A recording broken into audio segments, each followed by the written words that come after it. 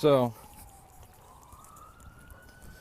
Manichaeans, Mandaeans, possibly Yazidis, Nestorian Christianity, Monophysite Christianity, Chalcedonian Christianity, the Alkazites, the various groups of them, whether you know them as Ebionites, Nasrenes, Alkazites, the different groups, or the groups that got labeled, that were that were brought under this label or put under this label by those within the more mainstream forms of it, I guess, the Nestorians, the Monophysites, and the Chalcedonians. Some believing in the virgin birth, others rejecting it. Then you had rabbinical Judaism, as well as other forms of Judaism. Zoroastrianism, the offshoots of Zoroastrianism, Mandaism, or not Mandaism, Mazdakism or Mazdaki, and Manichaeanism can be in there too, because it's a blend of Buddhism, Christianity, and Zoroastrianism. And then you had the pagans of many stripes, but particularly the people think pagan today, and they misthink nature religion.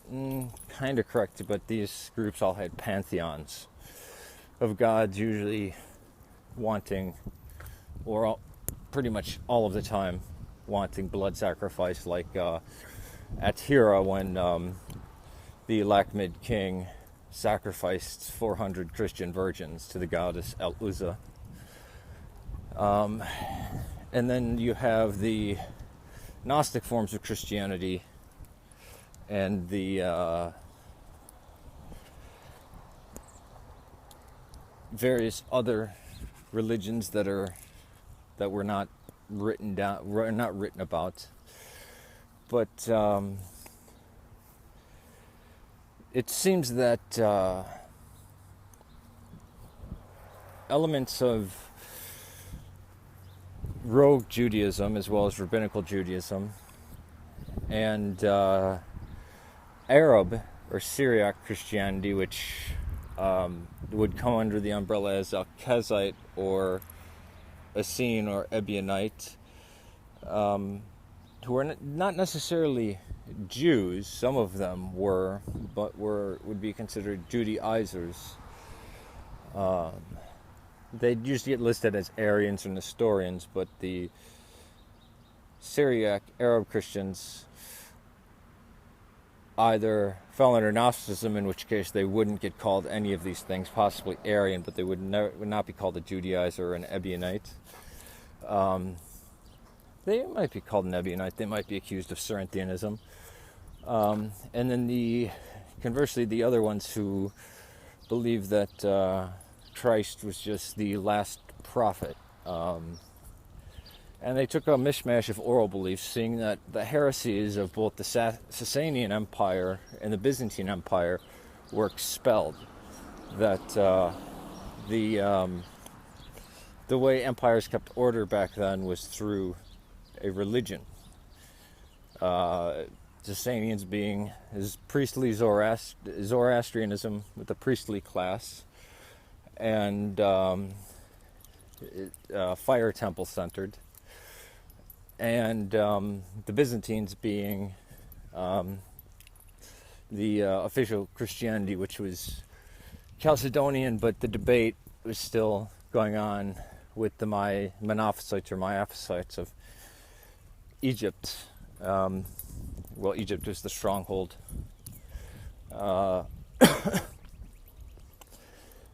And this was over whether Christ had one nature or two, but it really wasn't that. It was a pretty much linguistic thing of whether to stick with the linguistics of Cyril or to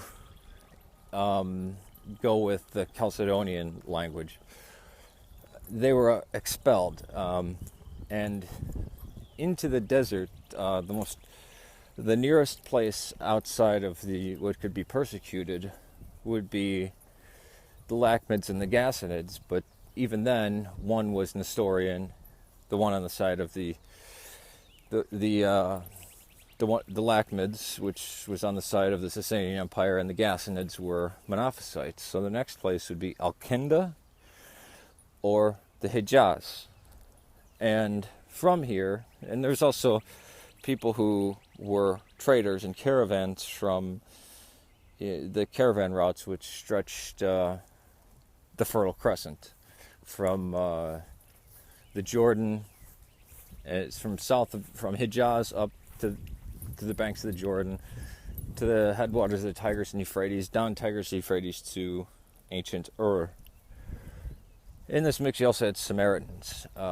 From this boiling multi-religious belief, after the collapse, after the peace, which is after the Great War between the Sasanians and the Byzantines, which left both empires impotent, and this was just before,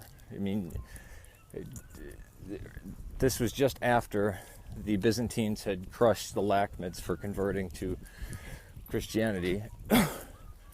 You only had the armies of the Lakhmids and those loyal to the king of the Lakhmids and the Ghasanids and other auxiliary troops that were in Arabia.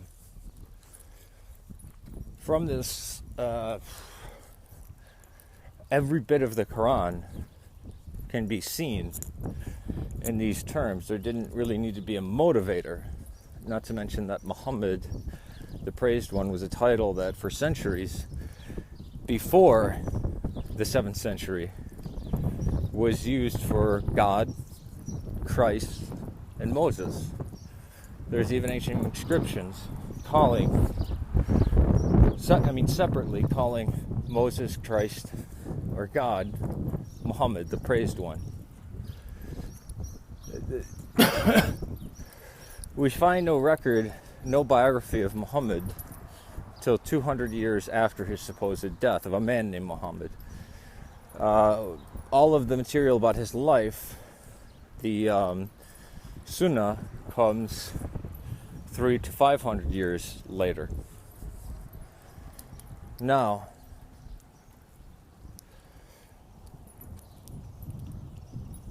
since empires in that day didn't have things like constitutions or political ideologies, after a rapid conquest of most of Christendom and all of the Sasanian Empire, once one ruler solidified things, the next logical step was, well, we need a holy book and we need a religion, and essential man. The Zoroastrians have Zoroaster, the Christians have Christ. Who do we have? And these sayings were assembled. That's why you'll see things like in the Quran multiple times Christ talked about being and predicting his death, burial, and resurrection.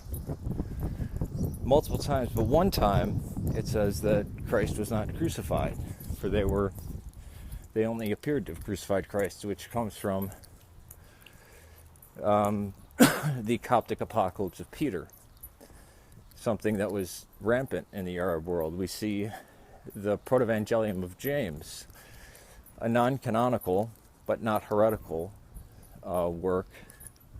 The church deemed non-heretical but not canonical, but widely in use at that time in and outside of the Byzantine Empire. Many things about Mary only appear in that document and and in the Quran.